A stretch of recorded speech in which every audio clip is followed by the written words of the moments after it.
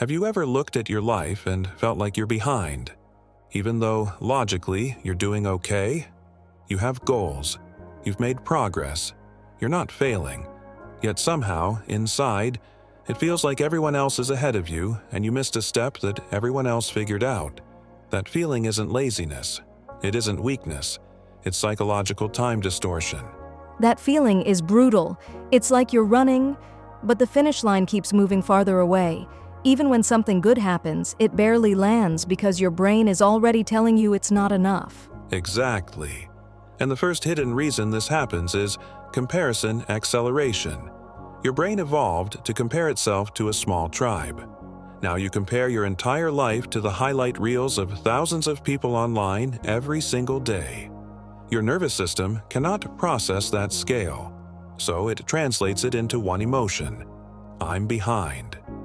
That makes so much sense, because it's not that other people are actually ahead, it's that we're seeing everyone's best moments stacked together.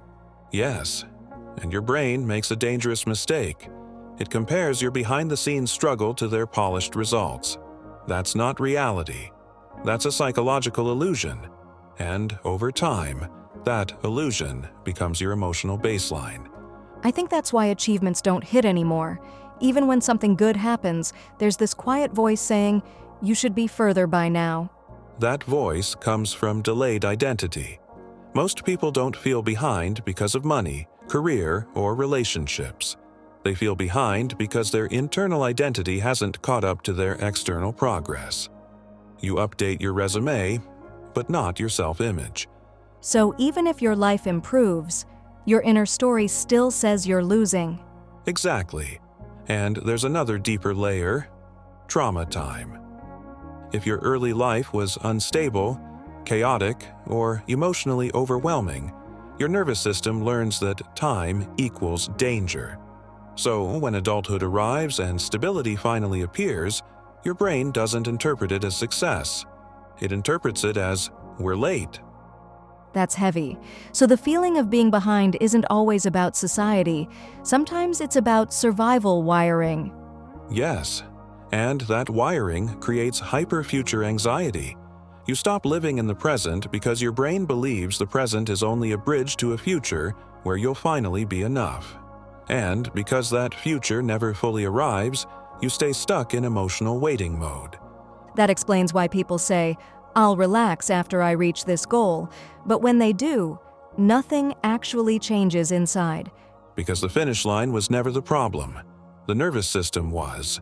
And here's the painful paradox. The more behind you feel, the harder you work.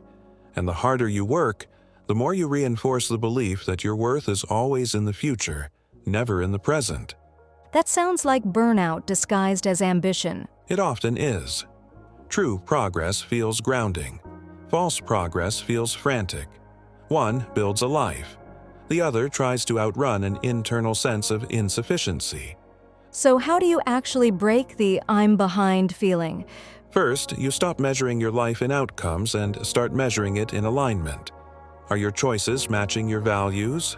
Are you growing in the direction that matters to you, not just the direction that looks impressive to others?